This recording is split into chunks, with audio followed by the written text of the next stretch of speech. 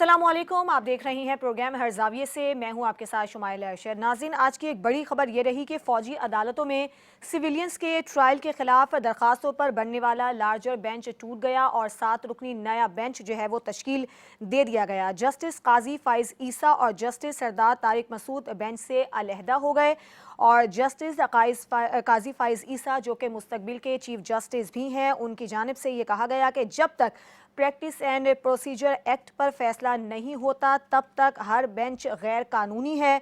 उनका ये भी कहना था कि मैं इस बेंच को बेंच ही तस्वुर नहीं करता हूं और जस्टिस तारिक मसूद ने भी जस्टिस काजी फ़ाइज़ ईसा से इत्तेफाक किया। तो अब 7 रुकनी बेंच जो है वो तश्कील दे दिया गया है। फिर ख्वाजा आसिफ की जानिब से कौमी असम्बली में जो इजहार ख्याल किया गया तो इसमें उनका कहना था कि जिन लोगों ने ये मामला उठाया है उनके अपने सियासी मफादात हैं।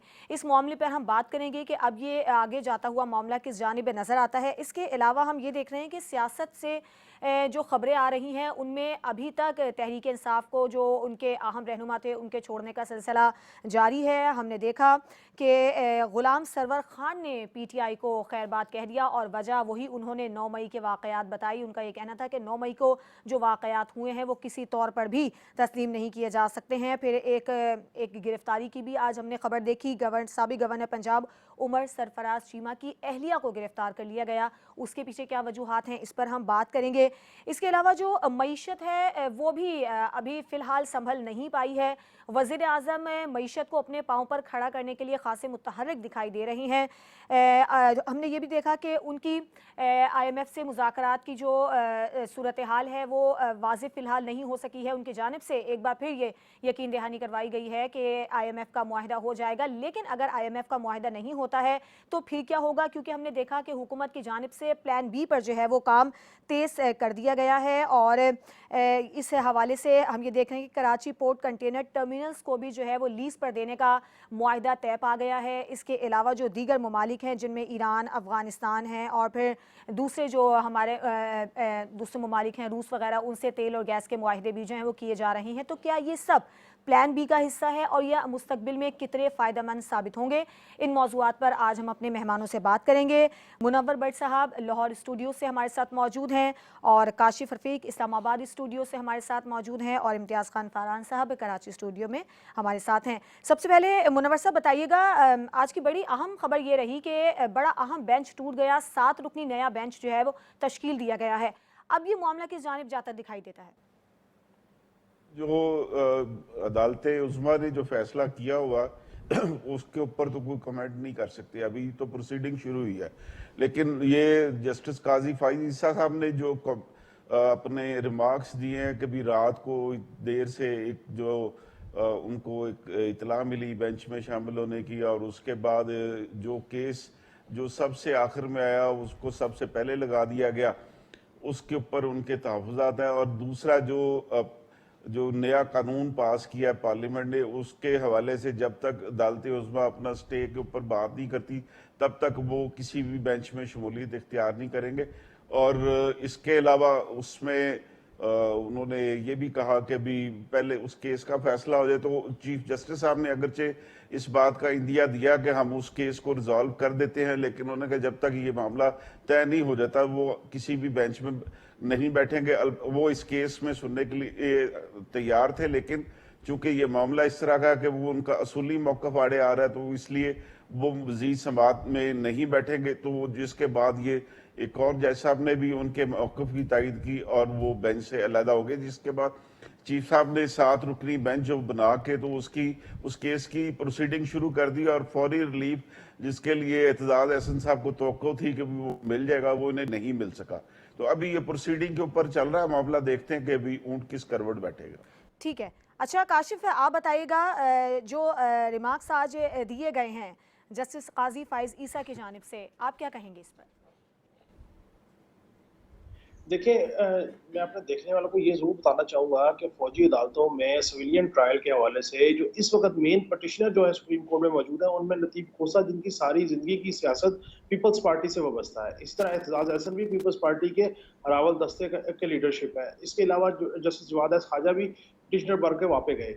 9 रुकनी बेंच बना दिया गया और 9 रुकनी बेंच में अपकमिंग चीफ जस्टिस काजी फाइज ईसा को भी रखा गया। जस्टिस सरदार तारिक जो है वो भी इसका हिस्सा, सरदार तारिक मसूद जो है वो भी इसका हिस्सा थे।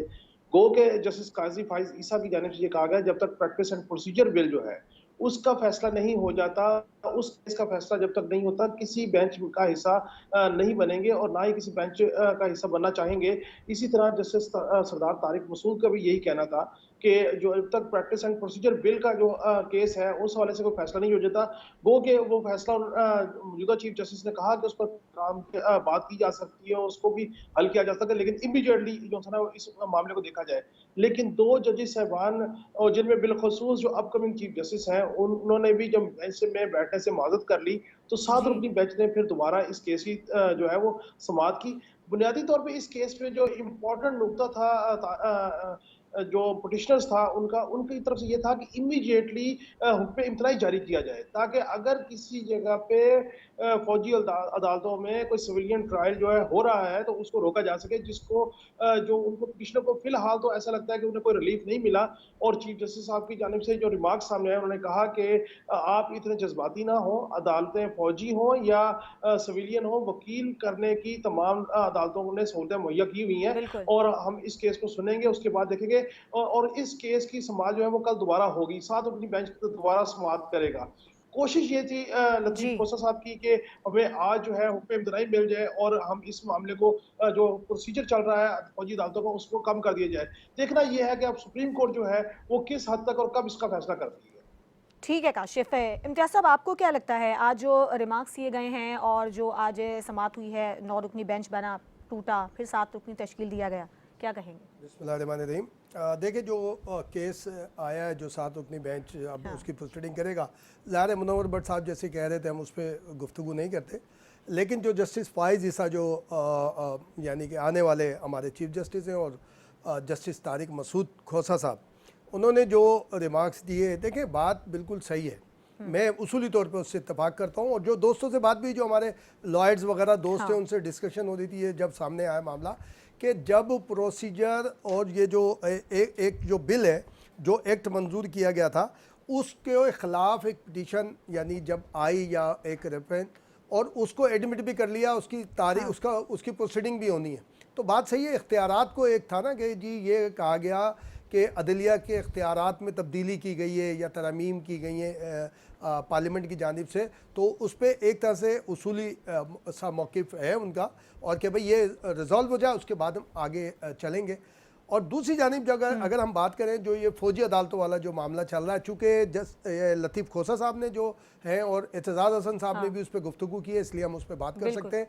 जब APS का वाक़या हुआ था, 20 नुकात आए थे, उसके अंदर क्या क्या चीज़ें शामिल थी, उस वक्त उसको एक्सेप्ट क्यों किया? देखिए गैर मामूली जब सूरत हाल होती है तो गैर मामूली इकदाम, फौजी अदालतों की कोई हिमायत नहीं, लेकिन लॉ ये कहता है कि जो फौजी इलाके होंगे, देखिए कंटोनमेंट में सिविलियन क्यों नहीं आप चलते हैं, बल्दिया उज़्मा यहाँ पे कंटोनमेंट के जो इलाके हैं वहाँ पे आप वो कंटोनमेंट एक्ट जो है, कंटोनमेंट के जो रूल्स है वो चलते हैं। तो वहाँ पे जितने ये वाक़यात हुए ज़्यादातर उधर हुए हैं, और ये जो मिलिट्री इंस्टॉलेशन थी उनको हिट किया गया है, तो उस पर एक उसूली मौक़िफ़ है जो हम जो कहें फ़ौज का या जो फौजी अदालतों में उसको लेके जाना चाहते हैं, वो उनका एक उसूली मौक़िफ़ है कि इनका प्रोसीजर, इनकी जो प्रोसीडिंग है वो वहाँ पर होनी चाहिए। आपको एक और चीज़ याद होगी कि साबिक दौर में जो इससे पहले वाली हुकूमत थी, मिलिट्री कोर्ट के अंदर एक रिटायर्ड जनरल के साहबजादे को भी सज़ा हुई थी, जिसकी मौजूदा आर्मी चीफ ने अस्करी एक है, सिविलियन है वो, लेकिन एक रिटायर्ड जनरल के साहबजादे थे। उन्होंने सिर्फ मशवरा दिया था जनरल बाजवा को, कोर कमांडर्स को कहा था कि जनरल बाजवा साहब, जो आज एक्सेप्ट कर रहे हैं, जनरल बाजवा साहब के हवाले से एक्सेप्ट किया जा रहा है, तो उनको भी हुई थी, वो भी फौजी अदालत से। अच्छा काशिफ, जल्दी से बता दीजिएगा आप क्या कह रहे हैं, जरा मुख्तसर रखिएगा। मैं बिल्कुल इम्तियाज साहब को ये बात कह रहा हूँ, इसकी एक वजह ये भी तो हो सकती है कि हमारी जो मौजूदा अदालती निज़ाम है उसके अंदर इतनी ताकत ही नहीं है कि वो सजा और जजा का फैसला फौरी कर सके। यहाँ पे लोग जो है वो जिस्मानी रिमांड के लिए मुलजिम को पेश करते हैं और वो मुकदमे से बरी हो जाते हैं। तो ये भी जिनके मुकदमात पेश होने ना, उन्हें मौजूदा अदालतों से माशाल्लाह बहुत रिलीफ मिल जाता है। ठीक है, very next day bail out हो जाते हैं वो। अब ये कल जब समाप्त होगी तो और सूरत हाल वाजे हो जाएगी। हम एक ब्रेक लेते हैं, ब्रेक के बाद जब हम वापस आएंगे तो कुछ सियासत की बात करेंगे। सियासत के मैदान से खिलाड़ियों के आउट होने का सिलसिला जारी है और गुलाम सरवर खान ने भी पीटीआई को खैरबाद कह दिया है। इसके अलावा जिना हाउस हमला केस में साबिक गवर्नर पंजाब उमर सरफराज चीमा की अहलिया की भी गिरफ्तारी अमल में आ गई है, जबकि उमर सरफराज चीमा साहब पहले ही हिरासत में हैं। इसके पीछे क्या वजूहात हैं, एक ब्रेक के बाद इस पर बात करेंगे।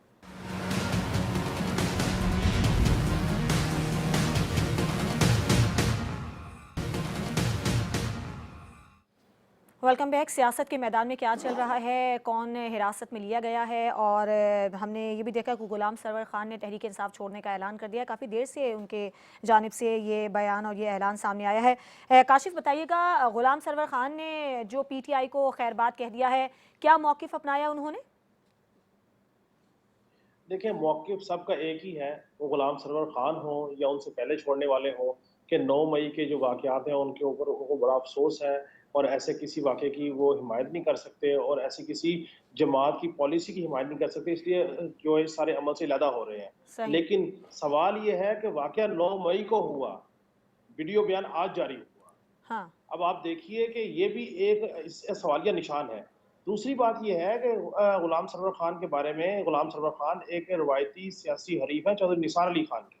चौधरी निसार अली खान के मुकाबले में ये इलेक्शन लड़ते रहे और लास्ट इलेक्शन उन्होंने हराया और गुलाम सरवर खान, उनके बेटे, उनके भतीजे, इन तमाम ने तहरीक इंसाफ लिहाज़गी का ऐलान कर लिया है और ये हल्का जो है, यूँ समझे कि जो रवायती हरीफ थे चौधरी निसार अली खान के, गुलाम सरवर खान, वो अब तहरीक इंसाफ भी नहीं रहे और चौधरी निसार अली खान के तहरीक इंसाफ के लीडर इमरान खान से अच्छे मरासिम भी मौजूद हैं, जिसका वो खुद बारहा जिक्र कर चुके हैं। आने वाले दिनों में इसमें भी कोई ट्विस्ट हम देख सकते हैं। अब देखना यह है कि चौधरी निसार अली खान ये स्टेप लेते हैं या नहीं लेते। लेकिन यहाँ पे जी। मैं आपको एक खबर और देता चलूं, हाँ। ये सिर्फ गुलाम सरवर खान नहीं है जी, एक और साहब भी हैं जिनका नाम है डॉक्टर बाबर अवान। पीपल्स पार्टी के बहुत चहेते हुआ करते थे, फिर उसके बाद तहरीक इंसाफ के बहुत लाडले हुए और डॉक्टर बाबर अवान साहब लंदन रवाना हो गए। अब लंदन जो रवाना हुए वो एक कहानी है कि वो कैसे रवाना हुए, कौन सा पासपोर्ट इस्तेमाल किया, किस एयरपोर्ट से गए, वो भी इन्वेस्टिगेशन अंडरवे है। लेकिन हमारे ज़राए का ये कहना है कि डॉक्टर बाबर अवान साहब भी माफी तलाफी की कोशिश कर रहे हैं कि वो भी किसी तरीके से उनको भी माफी मिल जाए, वो भी प्रेस कॉन्फ्रेंस करने को तैयार हो गए हैं शायद, और शायद वो भी तहरीक इंसाफ से सही। अलहदगी का ऐलान करने के लिए पर तोड़ रहे हैं। ये वो डॉक्टर बाबर अवान साहब हैं जो इमरान खान के तमाम केसों के वकील थे, उनके साथ साथ थे और लंदन वो गए हुए हैं। जी। इसके अलावा एक और आखिर में एक आपको बताता चलूं, देखें हम जमहूरी लोग जमहूरियत की बात करेंगे, इलेक्शन होने चाहिए, जमहूरियत होनी चाहिए। जी। हैरान कुन बात यह कि आज इलेक्शन कमीशन में एक इजलास हुआ और वहां पे नून लीग के वजीर दाखिला राना सनाउल्लाह साहब ने कहा कि आप इस्लामाबाद के बलदियाती इलेक्शन ना करवाइए, अभी इसको मुलतवी कर दीजिए। और ये वो बात है जो high court, Islamabad high court ने कहा था कि आपने बलदियाती इलेक्शन करवाने हैं, उन्होंने कहा हाँ। अभी आप बलदियाती इलेक्शन ना करवाइए, इसका इम्पैक्ट जनरल इलेक्शन पे आएगा, जनरल इलेक्शन के बाद देख लेंगे बलदियाती इलेक्शन करवाएं।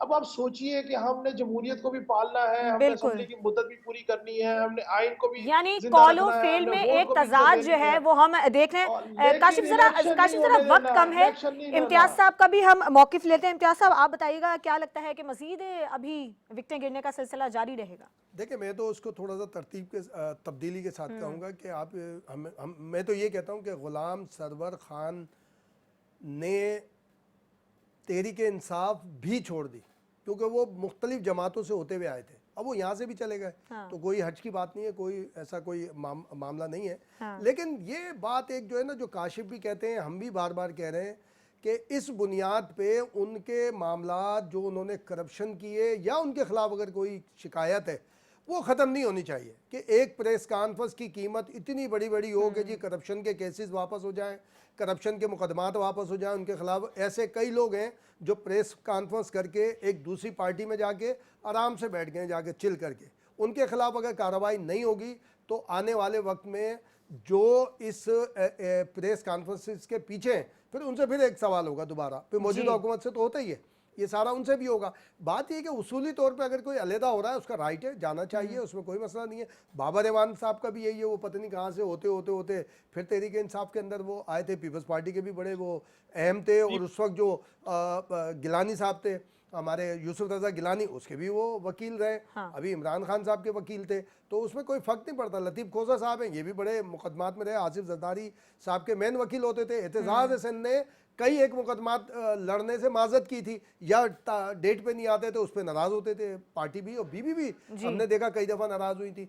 लतीफ़ खोसा साहब मौजूद होते थे, और हमारे जो चेयरमैन भी रहे सेनेट के, ये भी रहे। और वो यानी ये कोई बड़ी बात नहीं है। मैं समझता हूँ पाकिस्तान में जो पॉलिटिक्स है ना, अब देखे पीपल्स पार्टी के अंदर आपको बड़ी एक तादाद मिलेगी जो उसी से वाबस्ता है, आए तो आए। लेकिन और ये सब इम्तियाज साहब, वो दावे और वादे बड़े याद आते हैं ना, जो जब तहरीक इंसाफ के साथ थे तो जो किए गए थे। अच्छा शुमाइला देखें, जो बड़ा बोल बोलेगा अल्लाह ताला जी, उसको खत्म करेगा। बिल्कुल ठीक है। अच्छा मुनव्वर साहब, पहले तो ये बताइएगा, ये जो मिलने और बिछड़ने का सिलसिला जारी है तहरीक इंसाफ के साथ, इस पर आपका क्या कहना है? और दूसरा, चौधरी परवेज इलाही के खिलाफ जो नैब का तहकीकात का दायरा वसी किया गया है, उस हवाले से क्या पेशरफ्त हुई है? जी, मैं सबसे पहले तो जो उमर सरफराज चीमा साहब की एहलिया को गिरफ्तार किया है, वो उसकी मैं मजम्मत करता हूँ। मैं नहीं समझता कभी एक ऐसे मौके पे जब वो एक खातून अपने खावन से मिलने के लिए कोर्ट प्रेमिसेस में आई हुई है, तो वहाँ से उसको गिरफ्तार करके तो गायब कर दिया जाए। अगर उसका कोई जुर्म था भी तो वो मौका नहीं था गिरफ्तार करने का। और इतने दिन उन्होंने इसलिए लगाए कि वो पहले से वांटेड थी। जिस टाइम पे उमर सरफराज के घर में रेड किया गया था तो वो उसकी पूरी फैमिली मौजूद थी। अगर उनकी एहलिया अगर रिक्वायर्ड थी तो तब भी उनको अरेस्ट किया जा सकता था। सही सही। लेकिन ऐसा नहीं हुआ। अब काफी दिन के बाद अब लाहौर पुलिस कह रही है जी कि ये सीसीटीवी फुटेज में उनकी जो मौके पे शमूलियत जो है वो वाजे हो गई है, तो इसलिए ये तो वांटेड थी, इसलिए गिरफ्तार किया गया। तो ये इसी तरह की सॉरी जी, ये इसी तरह की गिरफ्तारी है जिस तरह की मियां नवाज शरीफ के सामने जेल में वो उनकी बेटी की गिरफ्तारी हुई थी। तो मैं उस वाक्य की भी मजम्मत करता हूँ, तो साथ में इस वाक्य की भी मजम्मत करता हूँ कि भी इस तरीके से खामद के सामने उसकी बीवी को अरेस्ट नहीं किया जाना चाहिए था। दूसरी चीज ये कि तब्दीली का अमल तो ये चल रहा और ये चलता ही रहेगा। चौधरी परवेज इलाही साहब ने जितना वो उनके जो करीबी जराए वो तो कह रहे हैं कि जितना उन्होंने प्रेशर बर्दाश्त करना था कर लिया, जितने जुल्म मुकदमा देखने थे देख लिए। अब वो नैब के सामने भी वो जिस केस में ऑलरेडी नैब उनको वो क्लियर कर चुका और हाई कोर्ट का फैसला भी उसमें मौजूद है, तो उसमें अगर FIA उसमें आके उनको अरेस्ट करना चाह रही है तो कर ले, फिर वो उसके लिए तैयार है। लेकिन जो अदालतों के फैसले हैं और जो इससे पहले इन्वेस्टिगेशन हुई है उसका भी कुछ ना कुछ करना पड़ेगा। सही। तो ये फिलहाल ये तब्दीली का अमल चल रहा है और चलता रहेगा टिल इलेक्शन चलता रहेगा। शायद इलेक्शन के बाद भी बहुत से चेहरे जो है एक जमात से दूसरी जमात में जाए, लेकिन मैं इस सारे अमल की वो सपोर्ट नहीं करता। मैं नहीं समझता कभी किसी को वज़रिया ताकत या किसी को FIR का दिखावा दिखा के तो उसकी वफादारी तब्दील की जानी चाहिए। लेकिन तो कहा तो यही जाता है कि मोहब्बत और सियासत में जो है वो जंग में सब कुछ जायज़ है, तो यहाँ सियासत में भी सब जायज़ नज़र आ रहा है। एक ब्रेक लेते हैं, ब्रेक के बाद जब हम वापस आएंगे तो हुकूमत जो मुआशी बहरान है उससे निकलने के लिए क्या इकदाम उठा रही है, हुकूमत का मुआशी प्लान B क्या है और ये कितना फ़ायदेमंद मुस्तकबिल में जाकर साबित होगा, इस पर हम बात करेंगे एक ब्रेक के बाद।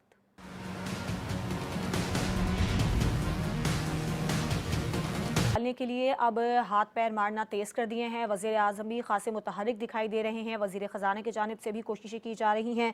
वज़ीर आज़म जो हैं वो ख़ुद भी अब अहम रहनुमाओं से मुलाकातें कर रहे हैं और कोशिश तो ये की जा रही है कि IMF से किसी न किसी तरह मुआहिदा हो जाए, और अगर मुआहिदा नहीं भी हो पाता है तो प्लान B जो है वो भी तैयार कर लिया गया है।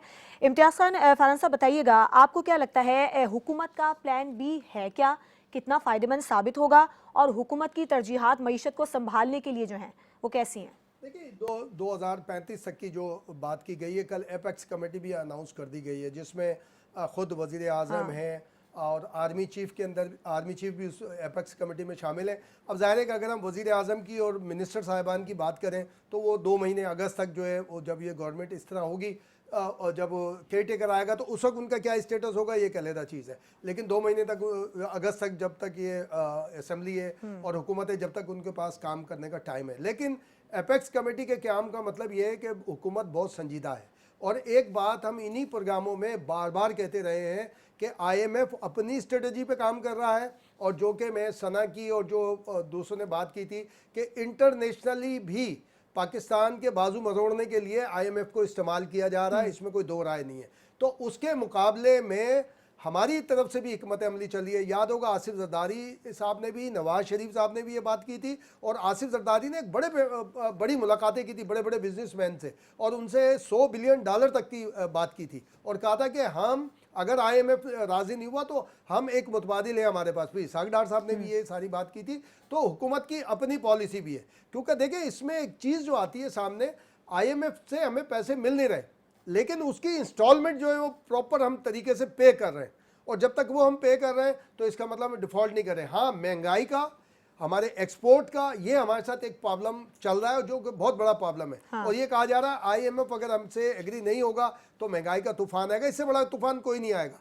अलबत्ता IMF से मायदा ना होने की वजह से इंटरनेशनल जो आपके बिजनेस रिलेशन होते हैं, हाँ, वो इफेक्ट होते हैं, बस इसलिए उसको फुलफिल करने की बात हो रही है। अब देखें आज जो मुलाकातें हुई हैं फ्रांस के अंदर, शहजादा सलमान से भी जो मुलाकात हुई है, और चाइना हमारे साथ आ गया, तो इट मीन्स, और ये एपेक्स कमेटी जो 2035 का, कि जी हुकूमत किसी की भी हो, जो आप और हम भी बात करते रहे इन प्रोग्रामों में, कि चार्टर ऑफ इकोनॉमी साइन होना चाहिए। ये चार्टर ऑफ इकोनॉमी की एक शिकल है कि जिसके अंदर हुकूमती लोग भी मौजूद हैं, हमारी जो मोस्ट इस्टेब्लिशमेंट कह लें या मोस्ट पावरफुल जो हमारे आप कह लें कि जो एक मुनज़्ज़म इदारा है, उसके सरबरा आर्मी चीफ साहब जो है जनरल आसिम साहब मौजूद हैं, वो खुद भी विजिट कर चुके हैं, चाइना भी गए थे, उसके बाद हमें रिलीफ मिला था, UAE गए थे, उससे रिलीफ मिला। और जो आपने अपने इंट्रो में कहा था कि कराची में एक गेटवे टर्मिनल, ये पहले से चल रहा था। ये इसका हमें बताइएगा, ये मुआहिदा क्या है, इससे कितना फायदा होगा हमें? देखिए इससे फायदा ये है कि ये चल पहले से रहा था, ये मामला जो हम चुके इसके 3-4 माह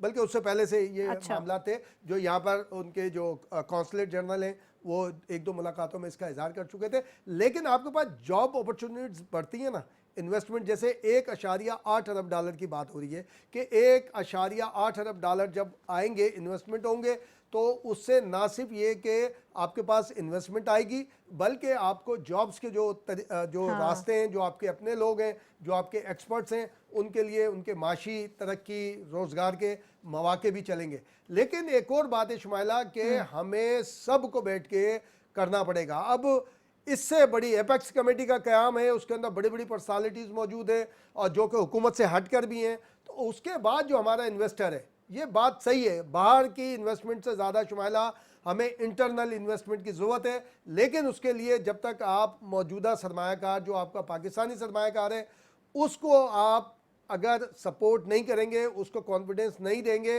तो ज़ाहिर है कि मुश्किल होता है। लेकिन इस एपेक्स कमेटी और एक मजबूत पर्सनालिटीज़ की शमूलियत के बाद मैं समझता हूँ अब सरमायाकार को, जो उसने अपना दुबई में, हांगकांग में, थाईलैंड में, लंदन में जो अपना पैसा पार्क किया हुआ है, जो कि एक्सपोर्ट से वापस आना था, वो होना चाहिए। नहीं तो हुकूमत से हमारी गुजारिश होगी कि जो रिबेट होता है एक्सपोर्ट के ऊपर, उसके ऊपर नजरसानी करें, उस पॉलिसी को चेंज करें। ठीक है। अच्छा मुनव्वर, आपसे मैं ये जानना चाहूंगी, दीगर ममालिक से भी हमारी जो तिजारत है उस हवाले से मुआहिदे हो रहे हैं, रूस है, ईरान है, अफगानिस्तान है, आज़रबाईजान है, तुर्कमानिस्तान है, तो ये सब भी क्या उसी प्लान का हिस्सा है?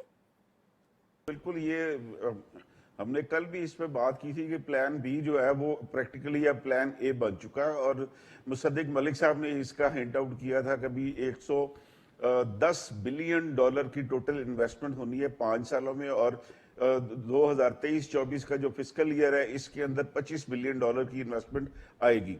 तो पाकिस्तान का टोटल जो खसारा है इस टाइम पे वो भी तकरीबन $25 बिलियन का डेफिसिट चलता।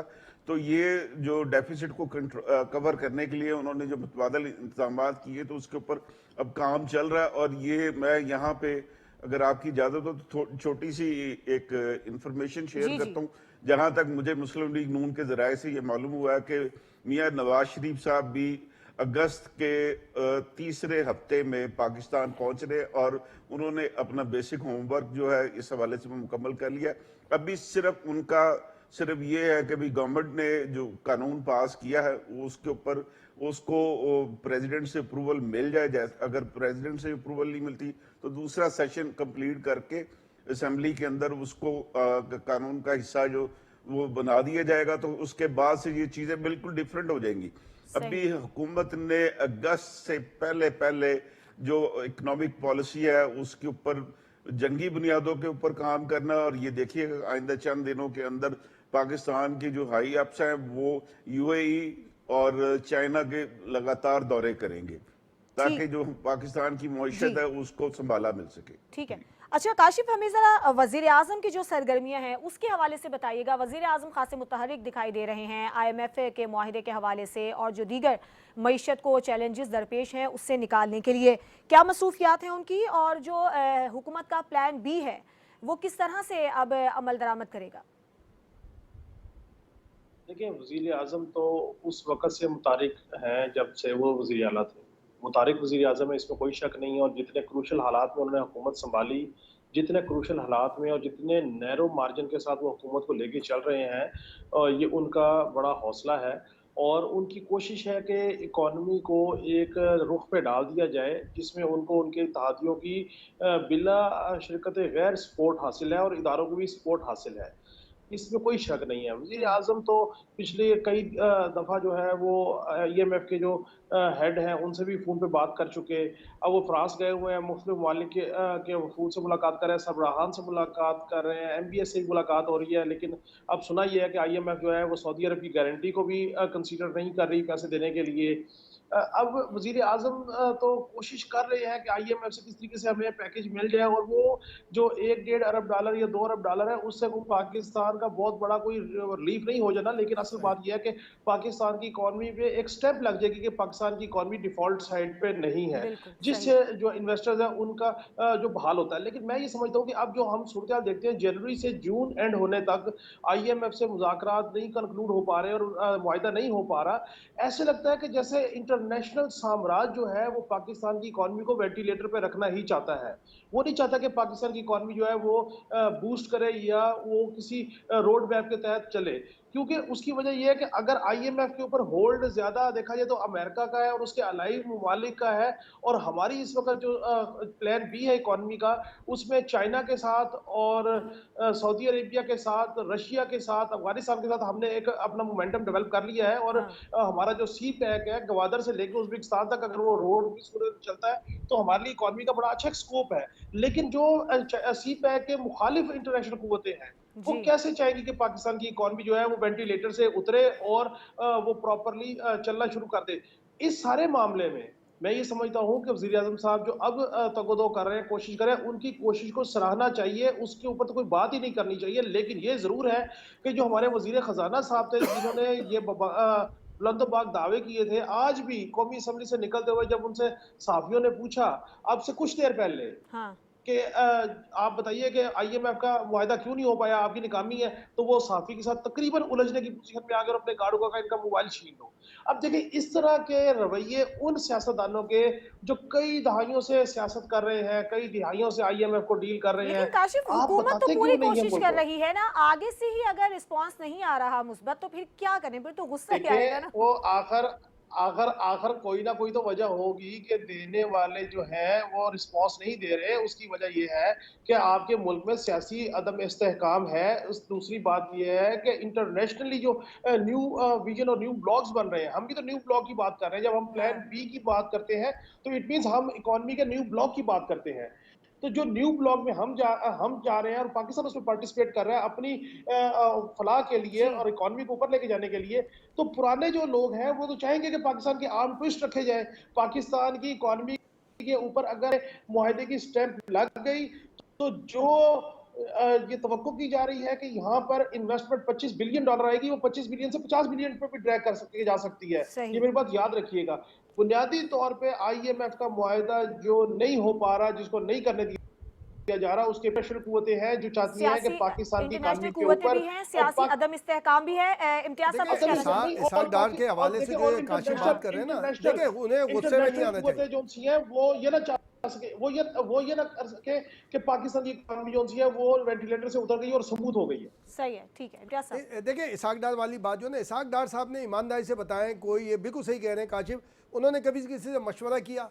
मिफ्ता इस्माइल जो साबिक वज़ीर ख़जाना हैं, अगर वो उन्हीं की पार्टी के हैं, अगर वो कोई मशवरा दे रहे हैं, या पीपल्स पार्टी की तरफ से भी जो थोड़ा सा इख्तलाफ आया था वो इसी वजह से आया था कि इसहाक डार साहब ऑन बोर्ड नहीं लेते वो और वो खुद बात करते हैं कि जनाब आगे जाके। कर देते हैं। सही। हाँ, ये जो है ना, ये उन्हें ख्याल करना चाहिए जिस मनसब पर हैं, उनकी वजह से, इसहाक डार साहब की वजह से बराह रास्त बात जाती है नवाज शरीफ साहब के ऊपर। उसकी वजह ये है कि सिर्फ ये नून के वजीर खजाना सही। नहीं है, वो समधी भी है और नवाज इससे शरीफ। पहले भी वजीर खजाना ने IMF को, आपको पता है कि जिस बिल्कुल, तरह के जिस तरह वो था, वो बयानबाजी उनको उन्होंने, ये पाकिस्तान के लिए बात करनी चाहिए अपनी, है। अगर उनको कोई ठीक है। क्रिटिसाइज भी कर रहा है तो कोई हर्ज नहीं है। ठीक है, ठीक है, सब्र हमें रखना चाहिए, और क्योंकि सब्र का फल मीठा होता है, इंशाल्लाह हम इस मुआशी बहरान से निकल जाएंगे। तमाम मेहमान काशिफ रफ़ीक, इम्तियाज़ खान फरहान साहब, मुनव्वर भट्ट, आप सबका बहुत शुक्रिया प्रोग्राम में शामिल होने के लिए। कल फिर हाजिर होंगे। अल्लाह हाफ़िज़।